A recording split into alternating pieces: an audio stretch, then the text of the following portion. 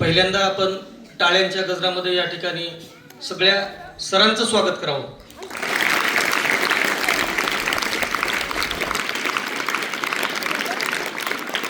ते वाजवायला लावल्या. जे काही झोपेत असतील ते थोडस जागृत होतात. अरे काय झालं की म्हणून उठायला लागतात. म्हणून टाळ्या वाजवण्याची एक एनर्जी तुमच्यामध्ये या ठिकाणी निर्माण होते.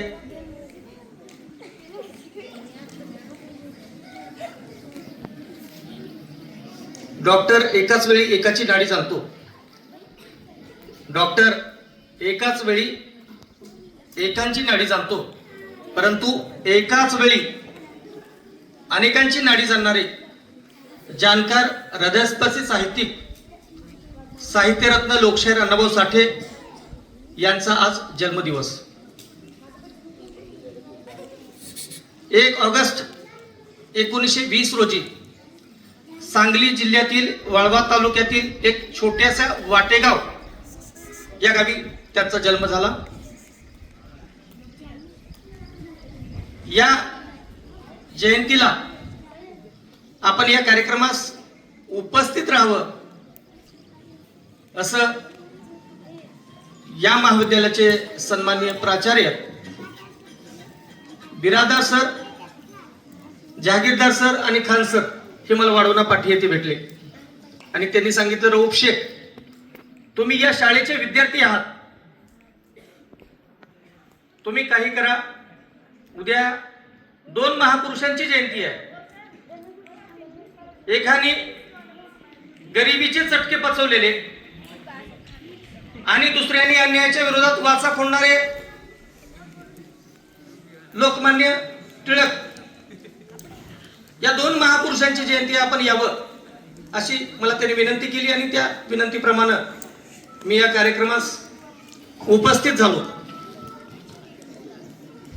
मित्रांनो, या कार्यक्रमाच्या मंचावर या ठिकाणी उपस्थित आताच ज्यांनी म्हणजे या ठिकाणून त्यांना झेंडावंदन करण्यासाठी काम असल्यामुळे गेलेले कनिष्ठ महाविद्यालयाचे सन्माननीय प्राचार्य वीरभद्रजी बिरादार सर, वरिष्ठ महाविद्यालयाचे प्राचार्य सन्माननीय पठाण सर, रमेशजी केंद्रे सर, आमच्या गावचे म्हणजे वाढवणा खुर्दचे सरपंच सन्माननीय विकासजी मुसने, सन्माननीय बिरादार सर, सन्माननीय कांबळे उमाकांत सर, सन्माननीय माने सर, सन्माननीय पासमे सर, सन्माननीय प्राध्यापक आमचे मार्गदर्शक अतुलजी जाधव सर, सन्माननीय डांगे सर, अतिशय चांगल्या पद्धतीने या ठिकाणी ज्यांनी आताच प्रास्ताविक केले ते आमचे सन्माननीय खान सर, माझे मित्र आणि या शाळेचे काय म्हणते प्राध्यापक रवी किरणजी कांबळे सर, कुंभार सर, मुंडे सर, या वाढवणा नगरीचे चेअरमन आणि इथले कर्मचारी सन्माननीय सोमाशे सर, शिवणखेडचे माजी सरपंच सन्माननीय पंडित शिंदे सर, ज्यांनी अतिशय चांगल्या पद्धतीने सूत्रसंचालन केले असे ते सन्माननीय जहागीरदार सर आणि जाधव सरांनी आता सांगितलं की तुमच्या वाढवणा खुर्चे 3 कर्मचारी घेतलो होता मी. सन्माननीय तोडकर सर, सन्माननीय बंडे सर आणि सन्माननीय आवलकोंडे सर. आवलकोंडे सरांचं आपण टाळ्या वाजवून त्या ठिकाणी त्यांचं आज पहिला दिवस असल्यामुळं त्यांचं आपण स्वागत करावं.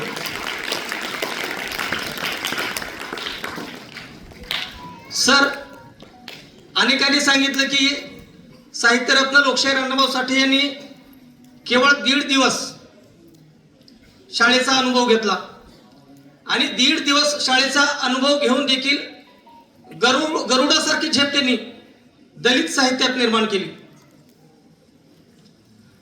साहित्यरत्न अण्णाभाऊ साठे यांच्या वाट्याला जे जीवन आलं, त्यांनी जे हाल अपेष्टा सहन केल्या, समाजात वागत असताना, गावात वागत असताना ज्या यातना त्यांना सहन कराव्या लागल्या, त्या यातना, त्या कष्ट आणि त्यांच्या म्हणजे गोरगरीब समाजावर जो अन्याय होत होता त्या अन्यायाला वाचा फोडण्याचं काम साहित्यरत्न लोकशाहीर अण्णाभाऊ साठे यांनी आपल्या डफाच्या माध्यमातून, पोवाड्याच्या माध्यमातून, कथेच्या माध्यमातून, छटाच्या माध्यमातून, वेगवेगळ्याच्या माध्यमातून त्यांनी आपल्या या समाजाला जागृत करण्याचं काम साहित्यरत्न लोकशाहीर अण्णाभाऊ साठे यांनी केलं. मित्रांनो,